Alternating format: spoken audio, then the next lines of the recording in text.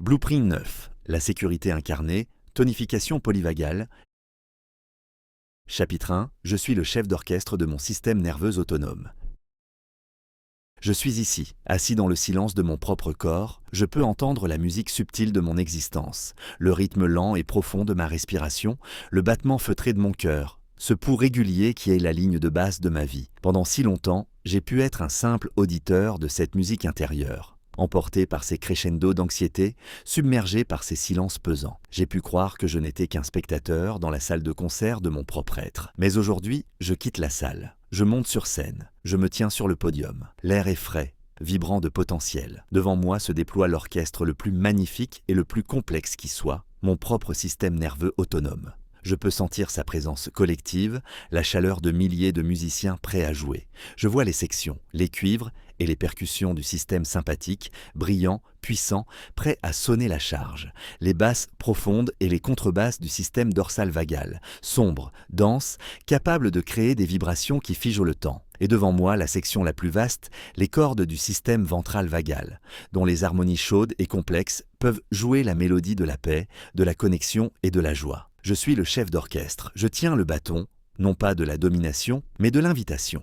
Mon rôle n'est pas de forcer les musiciens à jouer, mais de les guider, de les harmoniser, de choisir quelle section inviter au premier plan pour créer la symphonie de l'instant présent. Même si par le passé j'ai pu me sentir assourdi par le vacarme des cuivres ou paralysé par le silence des basses, je reconnais maintenant ma place légitime. Je suis celui qui entend toutes les parties. Je suis celui qui peut, par la clarté de son intention, inviter les cordes à jouer leur mélodie apaisante. Cette identité s'ancre en moi. Elle n'est pas une lutte, c'est un retour à ma place naturelle. Je ne suis pas la musique, je suis la conscience qui l'écoute et la guide. Je ressens une nouvelle autorité. Une autorité calme et bienveillante. Je suis le chef d'orchestre, et l'orchestre attend, en silence, mon premier geste.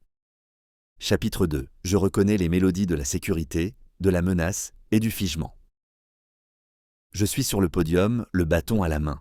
Et j'écoute. Mon premier acte de maîtrise n'est pas de diriger, mais de reconnaître, d'apprendre à distinguer, avec une clarté absolue, les trois grandes mélodies que mon orchestre peut jouer.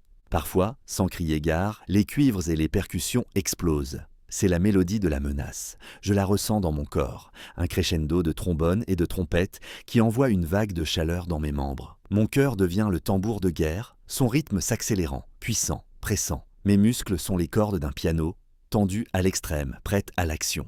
Le monde autour de moi devient plus net, plus bruyant, les bords plus durs. C'est une musique de mobilisation conçue pour le combat ou la fuite. Je la reconnais, je la nomme. Voici la mélodie sympathique. Puis une autre musique, parfois après le vacarme, ou de sa propre initiative, tout s'effondre dans le silence. Mais ce n'est pas un silence paisible, c'est le son des basses les plus profondes, une vibration si basse qu'elle est presque inaudible, une pression, un poids. C'est la mélodie du figement. Je la ressens comme un froid qui se propage, une lourdeur qui me vide de mon énergie. Mon corps se sent distant, cotonneux. Le monde semble gris, loin, derrière une vitre épaisse. C'est une musique de conservation, de disparition. Je la reconnais, je la nomme. Voici la mélodie dorsale vagale.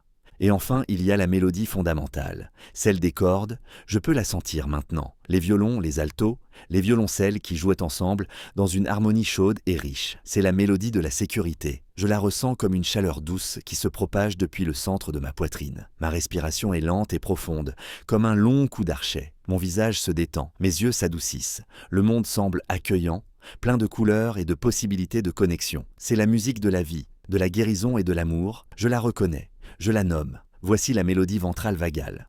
Je ne suis aucune de ces mélodies. Je suis le chef d'orchestre qui les entend toutes. Chapitre 3. Je comprends l'architecture de ma propre biologie.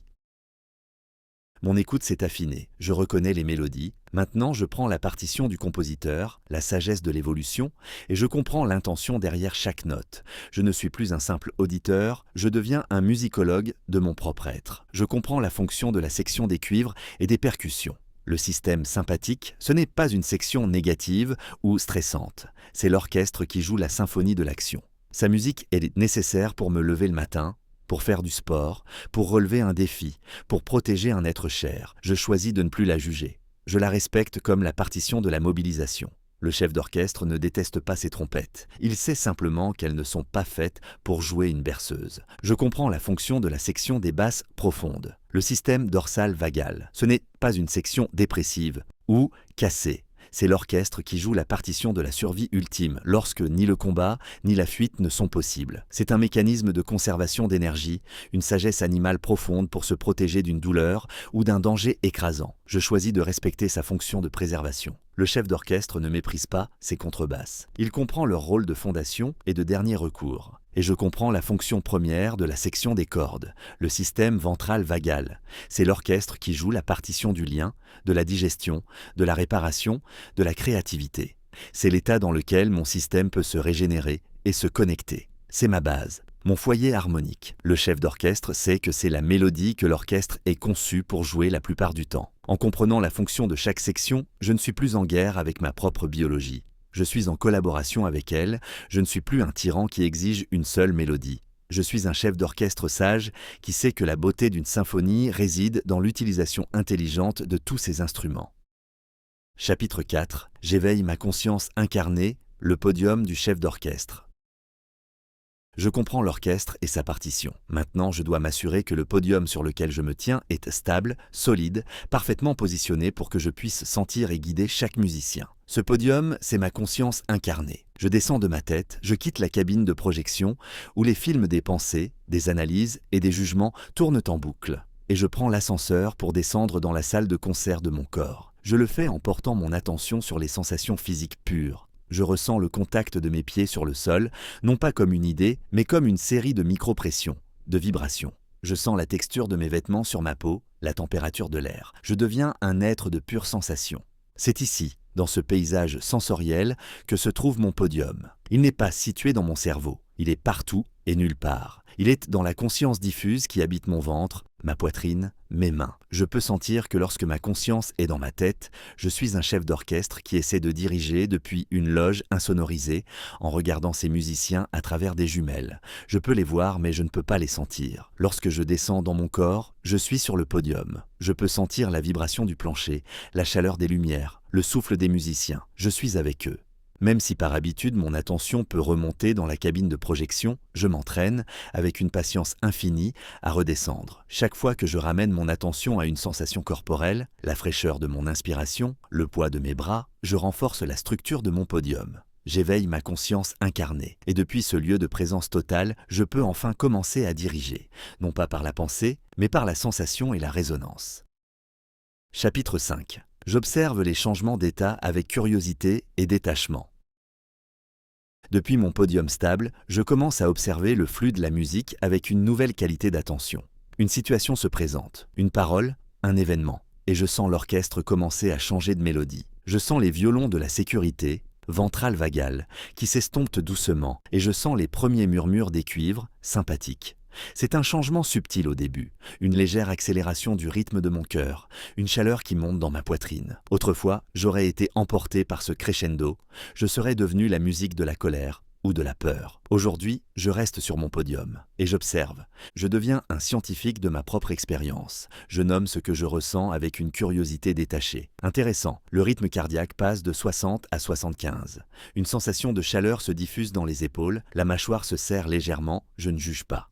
Je ne résiste pas, je ne m'identifie pas. Je suis le chef d'orchestre qui écoute son orchestre commencer à jouer une nouvelle partition. Je suis conscient du changement d'état. De la même manière, si la situation est écrasante, je peux sentir les cuivres se taire et les basses profondes du figement, dorsale vagale, prendre le relais. Je le ressens comme une baisse de température, une sensation de lourdeur, une envie de me déconnecter. Et de nouveau, je l'observe. Fascinant, l'énergie semble se retirer des membres, la respiration devient plus superficielle, le monde semble un peu plus distant. Cette observation détachée est un acte de puissance immense. Elle crée un espace minuscule mais crucial entre le stimulus et la réponse. Je ne suis plus la musique, je suis la conscience qui l'observe. Et dans cet espace, pour la première fois, le choix devient possible. Chapitre 6. Je suis présent à chaque note de mon expérience somatique. Cette observation n'est pas un acte intellectuel, c'est une immersion sensorielle. Je ne suis pas un critique musical qui prend des notes depuis le balcon. Je suis le chef d'orchestre sur le podium qui ressent chaque note dans son propre corps. Quand la mélodie sympathique joue, je ne me contente pas de l'observer. Je suis présent à elle, je ressens la vibration de chaque coup de timbale dans ma cage thoracique. Je ressens le souffle chaud de chaque trompette dans mes veines. Je laisse l'énergie de la mobilisation me traverser, sans la bloquer, mais aussi sans la laisser prendre le contrôle de mon bâton. Je suis avec elle. Je lui fais de la place, comme un espace immense qui peut contenir le son le plus puissant sans être endommagé. Quand la mélodie dorsale joue, je ne la fuis pas. Je suis présent à elle. Je descends avec elle dans le silence et la lourdeur. Je ressens la texture du figement, le froid, la densité, l'immobilité. Je l'explore avec une curiosité bienveillante, comme un plongeur explore une fosse océanique profonde. Je ne me bats pas contre elle. Je suis présent à cette absence d'énergie, sachant que ma présence elle-même est une petite flamme qui ne peut pas être éteinte. Et quand la mélodie ventrale, la mélodie de la sécurité, est là, je la savoure. Je suis présent à chaque harmonie. Je ressens la chaleur dans ma poitrine, le relâchement dans mon ventre, la douceur dans mon regard. Je m'imprègne de cette sensation, je la mémorise, je la grave dans chaque cellule. En étant pleinement présent à chaque note, quelle qu'elle soit, je cesse d'être en guerre avec mon orchestre. Je deviens son partenaire le plus intime. Je connais chaque musicien, chaque instrument, et c'est de cette intimité profonde que naîtra ma capacité à guider la symphonie. Chapitre 7. J'active consciemment ma section ventrale vagale, l'engagement social. Je suis sur mon podium, intime avec chaque note de mon orchestre. Je sais maintenant que ma tâche principale de chef d'orchestre n'est pas de faire taire les cuivres ou les basses, mais d'inviter activement les cordes à jouer. Je dois maîtriser la mélodie de la sécurité. Je le fais par des actes conscients, des gestes précis de mon bâton de chef d'orchestre. Je sais que la section ventrale vagale est connectée aux muscles de mon visage, de ma gorge, de mon oreille moyenne. Je les utilise comme des clés pour démarrer le moteur de la sécurité. Je commence par mes yeux, je laisse mon regard s'adoucir. Je ne fixe plus les objets avec l'intensité d'un prédateur, je laisse ma vision devenir panoramique, accueillant la périphérie. Je peux sentir un premier relâchement, une première note de violoncelle qui commence à vibrer. Puis, j'utilise ma voix, je fredonne, un son grave et doux, Je peux sentir la vibration dans ma gorge, ma poitrine, mon crâne. Ce n'est pas un son pour les autres, c'est un son pour mon propre nerf vague. C'est un massage vibratoire interne qui lui dit « Tout va bien, tu es en sécurité ». Je peux sentir les altos qui se joignent aux violoncelles. La mélodie s'épaissit. Enfin, je tourne délicatement ma tête de gauche à droite, comme pour scanner l'horizon et confirmer qu'il n'y a pas de danger. Cet acte simple envoie un signal puissant de sécurité à mon tronc cérébral. Je peux sentir toute la section des cordes qui commence à jouer, une nappe sonore chaude et enveloppante. J'active consciemment mon système d'engagement social. Je ne suis pas en train d'attendre que la sécurité vienne à moi. Je la crée de l'intérieur par des actions physiques simples et délibérées. Chapitre 8. Ma respiration, ma voix et mon regard sont les instruments de la sécurité. Je tiens maintenant les 3 instruments principaux de ma section ventrale vagale. Je les pratique, je les affine, je les maîtrise jusqu'à ce qu'ils deviennent une seconde nature. Ma respiration est mon archet principal. J'ai déjà appris à l'allonger, à la ralentir. Je la pratique maintenant comme un musicien pratique ses gammes. Je découvre que l'expiration lente et contrôlée est le coup d'archet qui calme l'orchestre, qui fait signe au cuivre de baisser d'un ton. Je peux sentir comment une respiration abdominale profonde, qui fait bouger mon ventre, ancre la mélodie de la sécurité dans le centre de mon corps. Ma respiration n'est plus automatique. Elle est devenue mon instrument de régulation le plus direct. Ma voix est mon instrument avant. Je ne parle pas seulement avec des mots, je parle avec une prosodie, une musicalité. Je m'entraîne à parler depuis un état de calme, en laissant ma voix descendre dans des tons plus graves et plus mélodieux. Je remarque comment le ton de ma propre voix influence mon état intérieur. Parler calmement, c'est se dire à soi-même que tout est calme. C'est un feedback auditif constant de sécurité. Mon regard est mon instrument de percussion silencieux. Je pratique l'art du regard doux. Je remarque comment un regard dur et focalisé active la section de la menace, et comment un regard doux et panoramique invite celle de la sécurité. Je l'utilise dans mes interactions. En offrant un regard doux à une autre personne, je n'invite pas seulement son système nerveux à se calmer, je co-régule le mien en même temps. Mes yeux deviennent des émetteurs de signaux de sécurité. Ma respiration, ma voix et mon regard sont les 3 piliers de ma pratique. Ils sont le trio à cordes que je peux faire jouer à tout moment pour ramener l'harmonie. Chapitre 9. Je cultive des états de calme, de connexion et de co-régulation. Avec mes instruments ventraux-vagaux bien accordés, je ne me contente plus de créer des moments de sécurité. Je commence à cultiver des états durables. Je suis le jardinier de mon propre système nerveux. Et je plante délibérément les graines du calme. Je crée des rituels de sécurité, des moments dans ma journée où je pratique consciemment l'activation ventrale vagale. Peut-être 5 minutes le matin, en fredonnant doucement. Peut-être une pause l'après-midi, en laissant mon regard se perdre par la fenêtre. Ces rituels sont comme l'arrosage régulier d'une plante. Ils renforcent les voies neuronales de la sécurité, rendant cet état plus facile d'accès, plus familier. Mon état par défaut commence lentement à se déplacer de l'hypervigilance sympathique à la présence calme. Je recherche activement la co-régulation. Je comprends que mon système nerveux est un instrument social, conçu pour s'accorder avec d'autres. Je choisis de passer du temps avec des personnes dont l'orchestre joue principalement la mélodie de la sécurité. En leur présence, je peux sentir mon propre système nerveux se synchroniser, se calmer, entrer en résonance. C'est comme un musicien qui s'accorde sur le La, donné par le premier violon. Cette connexion n'est pas seulement psychologique, elle est biologique. C'est une nourriture essentielle pour mon nerf vague. Je cultive la connexion avec la nature, avec les animaux, avec la beauté. Je remarque comment le fait de regarder un arbre, de caresser un animal, d'écouter une musique harmonieuse, envoie des signaux de sécurité profonds à mon système. Je ne suis plus seulement un chef d'orchestre, je suis un écologiste de mon propre bien-être, créant un environnement interne et externe qui soutient et nourrit la mélodie de la sécurité jusqu'à ce qu'elle devienne la bande sonore de ma vie. Chapitre 10. Lorsque les cuivres, sympathiques, s'activent, je rétablis le rythme avec maîtrise.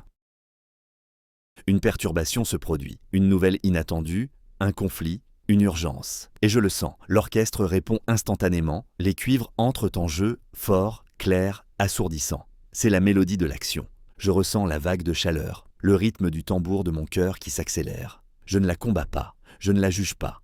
En tant que chef d'orchestre, je reconnais la partition. J'entends la section sympathique, c'est l'énergie de la mobilisation. Mon premier acte n'est pas la suppression, mais la reconnaissance. Cet acte de nommer, à lui seul, maintient ma conscience sur le podium, m'empêchant d'être emporté par la musique. Mon second acte est de m'ancrer. Je sens mes pieds sur le sol, une réalité physique et indéniable qui est plus lente et plus stable que le rythme effréné des trompettes. Puis, avec une intention calme et délibérée, je lève mon bâton. Je ne fais pas signe au cuivre de se taire. Je me tourne vers la section des cordes. J'active le protocole ventral vagal comme un contrepoint conscient. J'allonge mon expiration, un long coup d'archet qui traverse le bruit. J'adoucis mon regard, laissant ma vision s'élargir au-delà de la menace perçue. Je peux fredonner imperceptiblement, créant une vibration de calme au cœur même de la tempête. Je n'attends pas que les cuivres se taisent pour inviter les cordes. Je les fais jouer en même temps. Je ressens la transition. C'est un fondu enchaîné musical. La clameur des cuivres ne s'arrête pas brutalement. Elle commence à perdre de son urgence,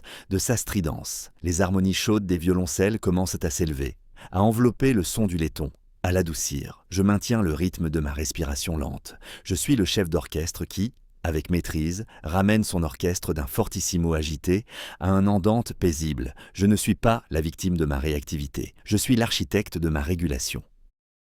Chapitre 11. Je sors des basses profondes, dorsales, figement, avec douceur et intention.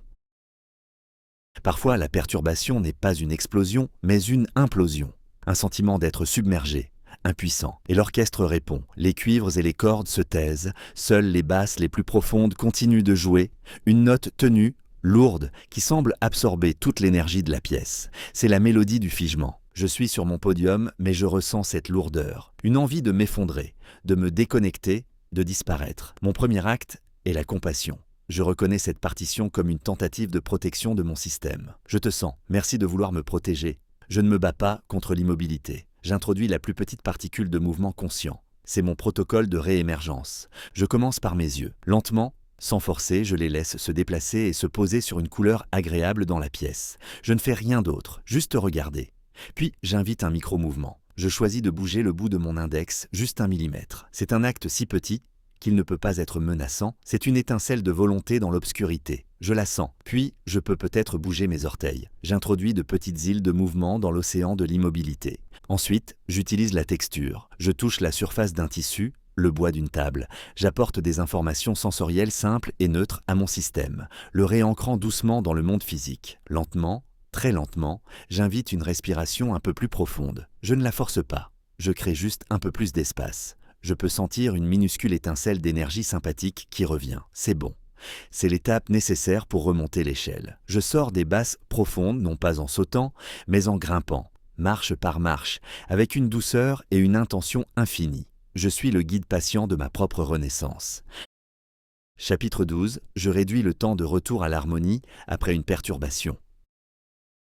Chaque fois qu'une perturbation se produit, chaque fois que les cuivres ou les basses prennent le dessus, C'est une occasion de m'entraîner. Ma mesure du succès n'est plus l'absence de perturbation, c'est la vitesse et la grâce de mon retour à l'harmonie. Je visualise les chemins neuronaux de mon système nerveux comme des sentiers dans une forêt. Les vieux chemins de la réaction sympathique ou dorsale sont des autoroutes, larges et profondes, creusées par des années de passage. Le chemin de retour vers la sécurité ventrale vagale est, au début, un petit sentier à peine visible. Chaque fois que je suis perturbé, je me retrouve sur l'une des autoroutes. Et chaque fois que j'utilise consciemment mes outils pour revenir au calme, je marche sur le petit sentier, je tasse la terre, je coupe quelques ronces, je le rends un peu plus large, un peu plus facile à trouver la prochaine fois. Je deviens un observateur de ma propre résilience. Je remarque que mon temps de détection se raccourcit. Je reconnais de plus en plus vite quand l'orchestre change de mélodie.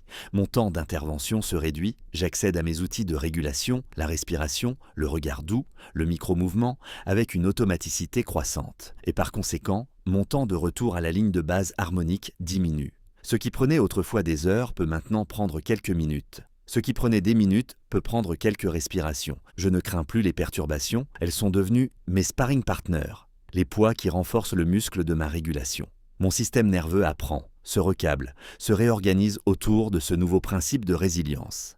Je ne suis pas en train de construire un mur pour empêcher les tempêtes d'entrer. Je suis en train de devenir un expert de la reconstruction rapide et efficace après leur passage. Mon efficacité est ma sécurité.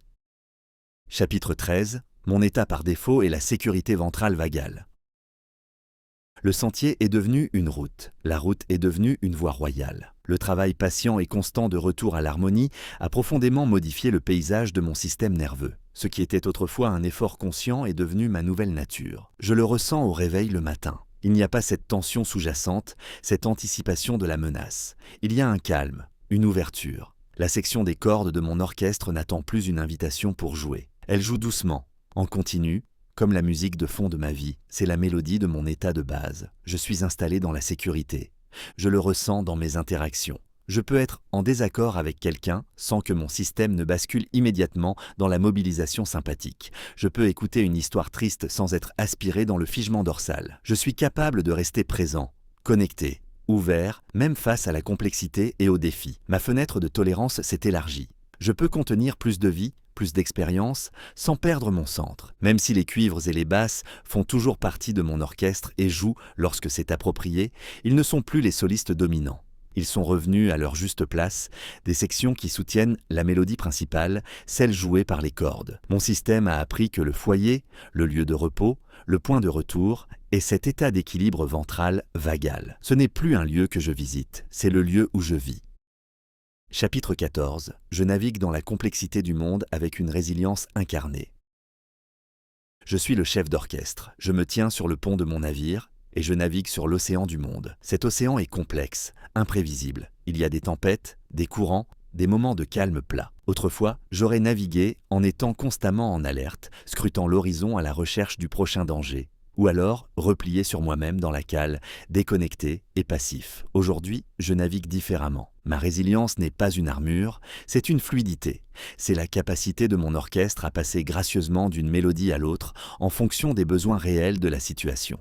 Si un défi se présente qui demande de l'action, je peux consciemment faire appel à la puissance des cuivres en sachant que je peux les calmer une fois le défi relevé. Si une situation est réellement écrasante et demande une conservation d'énergie, je peux descendre dans le silence des basses en sachant que j'ai les outils pour en remonter. Et la plupart du temps, je navigue avec la mélodie des cordes, ouvert, curieux, engagé. Je suis devenu un danseur. Je peux danser la valse lente de la connexion, le tango rapide de l'action et même le silence immobile de la contemplation. Je ne suis plus figé dans un seul style. Ma capacité à moduler mon propre état est ma plus grande liberté. C'est la preuve de ma maîtrise. Je navigue dans la complexité, non pas en essayant de la simplifier ou de la contrôler, mais en augmentant ma propre capacité à y répondre avec l'état physiologique le plus approprié. Je ne contrôle pas l'océan. Je maîtrise mon navire et cette maîtrise me donne la confiance nécessaire pour naviguer vers n'importe quel horizon.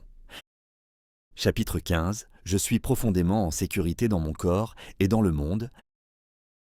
La symphonie a trouvé son harmonie fondamentale. Le chef d'orchestre n'a plus besoin de diriger chaque note avec un effort conscient. L'orchestre a appris. Il se régule de lui-même, revenant toujours à sa mélodie de base, celle de la sécurité. Je ressens cette sécurité non pas comme un état passager, mais comme la substance même de mon être. C'est une sécurité incarnée. Elle est dans la chaleur de ma poitrine, dans la profondeur de mon souffle, dans la détente de mes épaules. C'est la certitude silencieuse que, quoi qu'il arrive, j'ai en moi les ressources pour y faire face. Ce n'est pas la croyance que rien de mal ne m'arrivera, c'est la connaissance que je peux gérer ce qui arrivera. Cette sécurité intérieure se projette vers l'extérieur. Le monde n'a pas changé, mais ma perception de lui a été radicalement transformée. Parce que je suis en sécurité dans mon corps, je peux me sentir en sécurité dans le monde. Je peux voir la bonté chez les autres, je peux ressentir la connexion, je peux m'ouvrir à l'expérience avec une confiance qui n'est pas naïve, mais profondément ancrée dans ma propre résilience. Je suis chez moi, dans mon corps, sur cette planète.